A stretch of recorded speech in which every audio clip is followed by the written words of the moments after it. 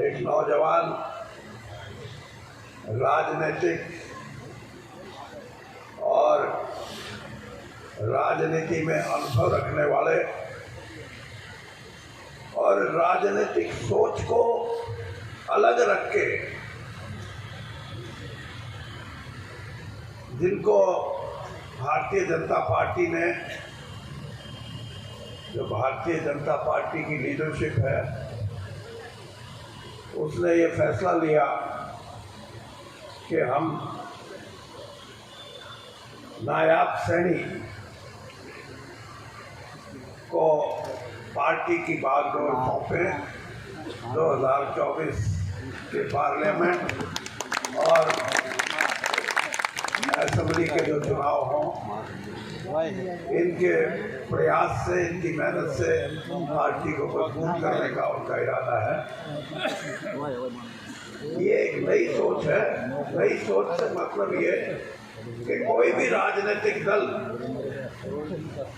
जब किसी को पार्टी का अध्यक्ष बनाता है, चाहे वो कांग्रेस पार्टी है, चाहे वो बीजेपी है, चाहे वो अब एक पार्टी आप पार्टी है और अनेक ऐसी पार्टियां हैं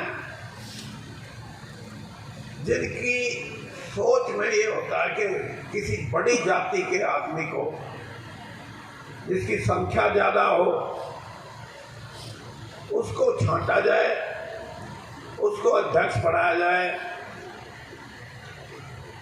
लेकिन आज की बीजेपी की जो हमारी नेतृत्व है, सेंट्रल लीडरशिप, केंद्रीय नेतृत्व, उसने ये फैसला लिया कि हम हमारे जो पिछड़ा वर्ग के साथी हैं उनको ये जिम्मेदारी दें कि 2024 का चुनाव वो एक ऐसे नेता के नेतृत्व में लड़ें जो जवान भी हो, इरादे भी जिसके मजबूत हों और कार्य करने की क्षमता भी जिसकी हो। तो मैं सबसे पहले तो नायब सैनी जी का अध्यक्ष बनने पे इनको बधाई देता हूँ और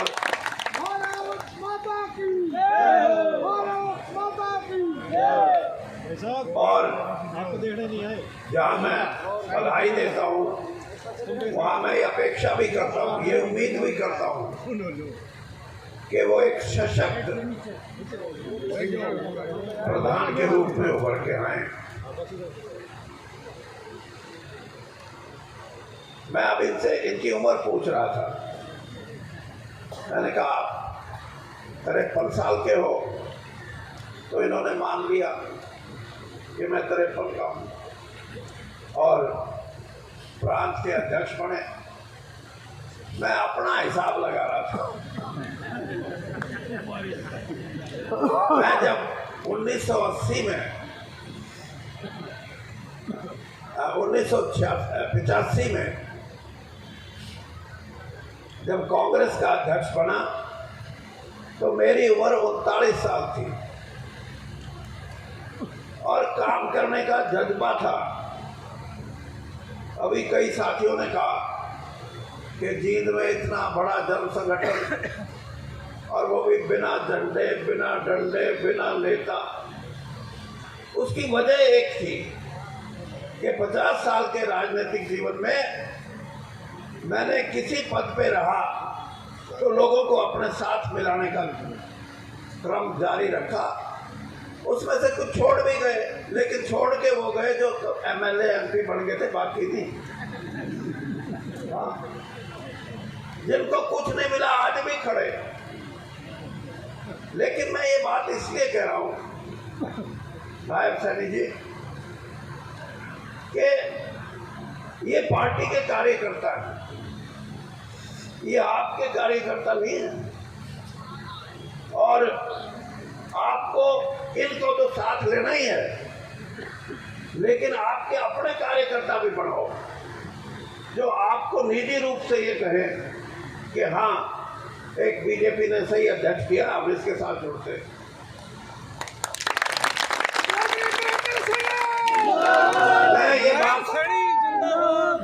ये बात इसलिए मैंने कही है कि आपको बड़ी पैनी निगाह से देखना पड़ेगा कि 24 में जो इलेक्शन होगा उसमें कौन योद्धा है, किन की क्षमता है लड़ने की और किन की क्षमता है खुशामद करने की।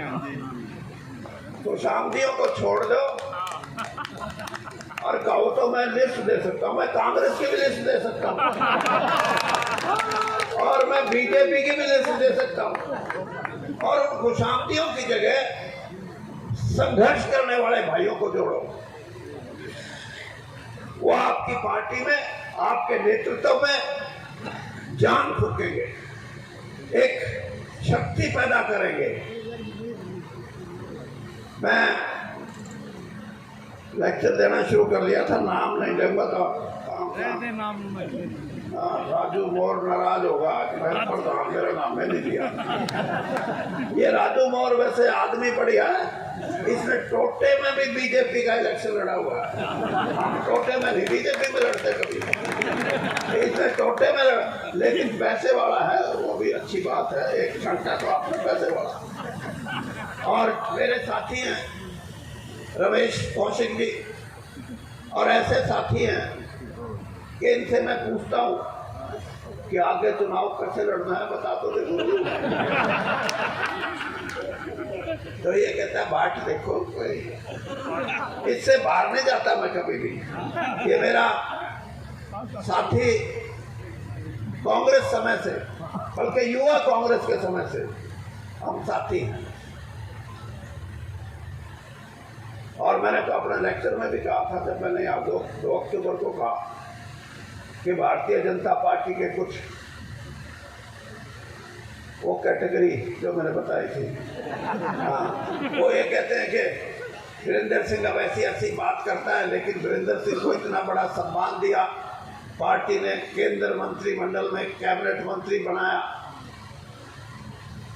मैं ऐसा आदमी नहीं, मैं आभार व्यक्त करता हूँ मेरी पार्टी का, मैं आभार व्यक्त करता हूँ मोदी जी का, और मैं आभार व्यक्त करता हूँ पार्टी की लीडरशिप का, और खास तौर पे अमित शाह जी, जिन्होंने मुझे कहा कि हम आपको केंद्र में मंत्री बनाएंगे। मेरी धर्मपत्नी की और मेरी शर्त लगी रही, जिस दिन मंत्रिमंडल का तो फैसला हो गया, ये कहने लगी आपको छोटा बनाएंगे तो बड़ा बनाएंगे। मैं तो चिंता ना कर, हम छोटे हैं नहीं, हम तो बड़े बनेंगे। रात को 3 बजे इसकी तसल्ली हुई जब चिट्ठी आ गई, कहा ये तो बड़ा मंत्री। लेकिन मैंने ये बात भी कही थी कि भारतीय जनता पार्टी को 2014 के इलेक्शन में, चाहे वो हमारी राज्य का इलेक्शन था, हरियाणा का असेंबली का, और चाहे देश के पार्लियामेंट का था, हमने पार्टी कांग्रेस को छोड़ के भारतीय जनता पार्टी में शामिल हुए, और इंद्रजीत और रमेश और धर्मवीर ये तो मेरे से सीनियर हैं, ये इसीलिए तो इससे पूछता हूँ बता दें कब क्या करना है। ये तीनों मेरे से पहले ही चले गए। और एक इसका प्रेमलता का भतीजा कृष्ण पवार, हाँ भतीजा 5000 लेगी, जो आया था पीछे, वो भी दूसरी पार्टी से बीजेपी में जुड़ा।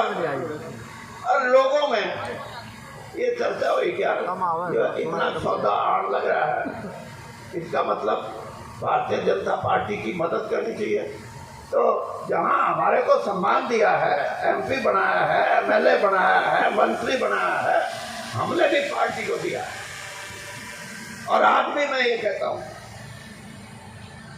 कि साहब सैनी जी, संघर्ष की राजनीति है।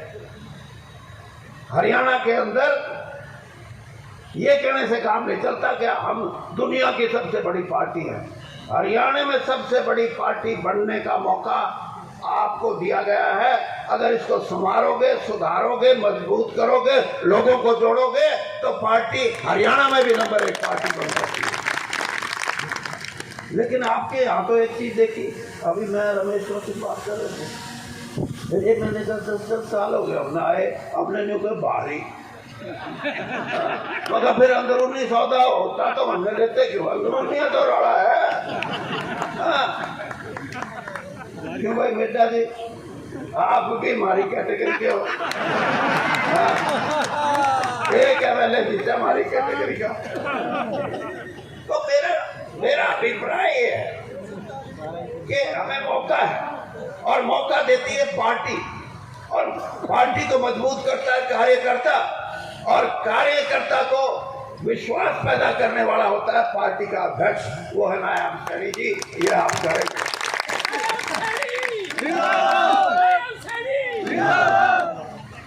और आखिर में मैं उन सभी साथियों का, जैसे कृष्ण मिर्जा जी हैं, धर्मवीर मिर्जापुर जी हैं, जो हमारे जिला प्रभारी हैं, बचन सिंह आर्य बहुत सीनियर लीडर हैं हमारे, और अमरपाल राणा जी पूर्व जिला अध्यक्ष, और डॉक्टर पहलवी ये भी जिला अध्यक्ष रहा, लेकिन जब भारतीय जनता पार्टी में कमजोरी थी तभी वो घटनी पड़ी।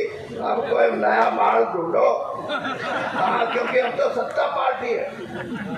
मैं तो मुख्यमंत्री जी को भी मैंने कहा मुख्यमंत्री जी, ये साल इलेक्शन का है, इसमें ये कहना छोड़ दो कि पोर्टल पर डाल दो कितनी फसल बोई है, कितना मंडी में लेके जाओगे, मगर आप तो मोटी सी बात कहो लोगों को। जैसे मगर किसान है, किसानों से तुम थोड़े से, किसान भी गड़बड़ में, तुम भी गड़बड़ में हो। तो मैंने कहा तो मोटी सी बात कहो। अब क्या, मैंने कहा ये कहो कि हरियाणा में आज तक गेहूं की खरीद 83 लाख टन से ज्यादा कभी नहीं हुई।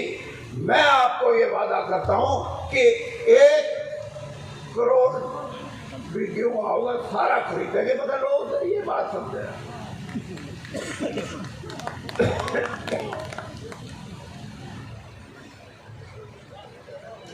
तो इसलिए अगर मुख्यमंत्री नहीं कहे तो आप कहना शुरू कर दो, 10 बात कहनी शुरू कर दो। लोग जो कहेंगे ये काट देगा भाई, रोग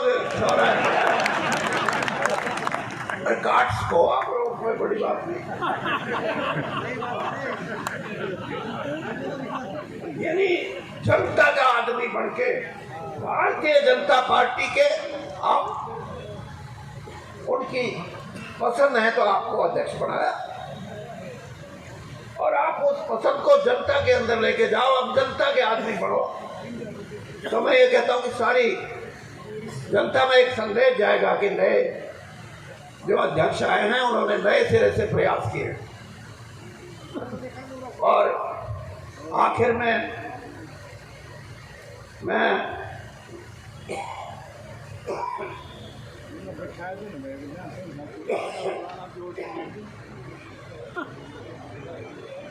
जवाहर सैनी जी हैं, सज्जन गर्ग हैं, करमवीर सैनी तो हमारी कैटेगरी का है, तो बात से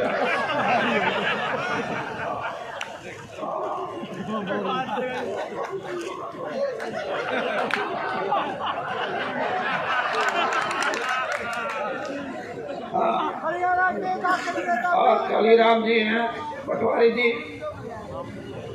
और कुलवंत बाजीगर, और बहुत से साथी हैं हमारे, और हमारे पार्टी के महामंत्री हैं हरियाणा के पंडित जी, और भी बहुत से साथी यहाँ बैठे हैं। आपसे मेरी ये प्रार्थना है कि आप एक बार मेरी बात आजमा के देखो, पुराने का नए का भेदभाव खत्म करके देखो, जनता आपके साथ जुड़ेगी। ये बात नहीं हो सकती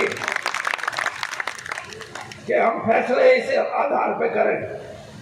और मैं तो एक बात, अपनी आखिरी बात कह के आपका जहाँ स्वागत करता हूँ, आपसे उम्मीद रखता हूँ।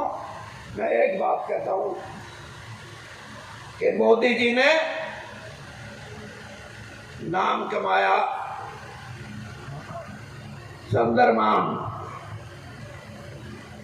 चंद्रयान साउथ पोल पे, दक्षिण ध्रुव पे, साउथ को दक्षिण ही बोलते हैं ना, दक्षिण ध्रुव पे चंद्रयान को उतारा और सैर करवाई उसकी, 14 दिन फिर आराम भी करवाया। आपको भी अगर हरियाणा में चंद्रयान उतारना है तो ये जो जेजेपी है इसको फ्यूज कर दो, रहने दो, कोई फायदा नहीं है।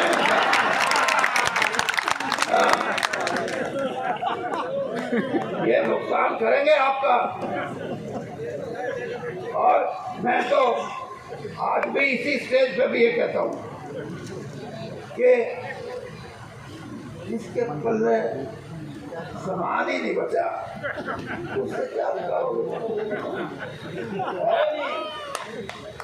इतनी वोट भी झूठ बोल के दी थी और वो हमारे खिलाफ चलवाने के लिए दी थी और फिर हमारे साथ आके बैठ गए। आज भी ये विरोधाभास है या नहीं है?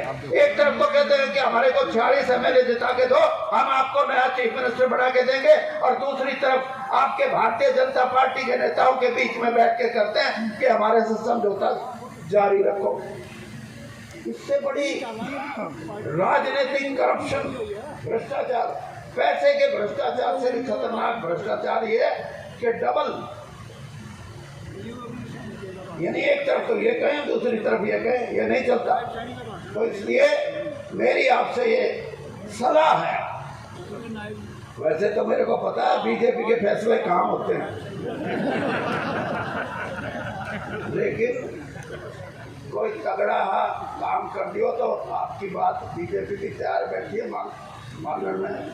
और ये बात मैं नहीं कह रहा, भारतीय जनता पार्टी का कोई भूला बिसरा जिसको राजनीतिक ज्ञान ना हो वो कार्यकर्ता तो कह सकता है इनको रहने दो। 99% ये कार्यकर्ता ये चाहते हैं कि हम अकेले चुनाव लड़ेंगे, हमें बीजेपी की कोई जरूरत नहीं।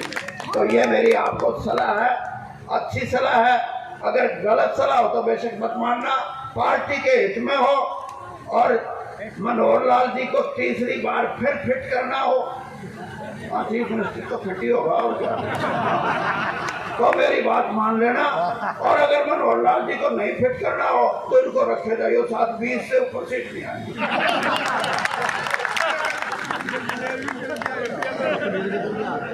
बहुत बहुत धन्यवाद सिंह जी का। मैं माननीय अध्यक्ष